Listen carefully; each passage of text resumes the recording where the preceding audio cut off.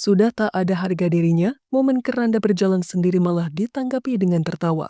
Sebuah video yang beredar di media sosial memperlihatkan sejumlah orang sedang berkumpul tengah malam di dekat pemakaman umum. Tiba-tiba, ada keranda yang menggelinding sendiri melewati mereka. Tapi anehnya momen tersebut tidak terlihat menyeramkan. Mereka hanya menengok dan menertawakan kejadian itu. Tidak ada satu orang pun yang terlihat kaget, apalagi kabur. Semua orang masih di posisinya masing-masing, tapi keranda tersebut terus menggelinding sampai ke bawah. Keranda tersebut menggelinding di jalan beraspal yang agak menurun. Tidak diketahui pasti apakah ada temannya yang jahil atau memang rem pada rodanya belum dikunci. Terlepas dari apapun penyebab keranda itu bisa menggelinding sendiri, respon dari orang-orang tersebut yang sedang menongkrong jadi sorotan. Mereka justru santai melihatnya dan salah satu dari mereka ada yang takjub melihatnya, tapi tidak merasa takut. Hal ini jadi pertanyaan besar di era digital ini. Mengapa hal-hal berbau mistis sudah mulai ditanggapi santai oleh sejumlah orang? Ada yang mengatakan bahwa kejadian tersebut hanya sekedar konten atau ketika ada penampakan, itu merupakan video yang telah melewati proses editing alias rekayasa. Sehingga tak heran jika saat ini peristiwa mistis tak lagi ditakuti, tapi justru akan kejar untuk mencari tahu kebenarannya atau hanya sekedar dijadikan bahan bercandaan. Padahal, dulu kejadian-kejadian janggal justru ditakuti, bahkan seringkali membuat bulu kuduk berdiri. Seiring beredarnya informasi tentang kejadian mistis yang ternyata hanya dijelaskan secara ilmiah, maka ketakutan itu perlahan sirna. Misalnya saja tawa perempuan atau kuntilanak saat malam hari, ternyata merupakan suara musang pandan yang sedang kawin.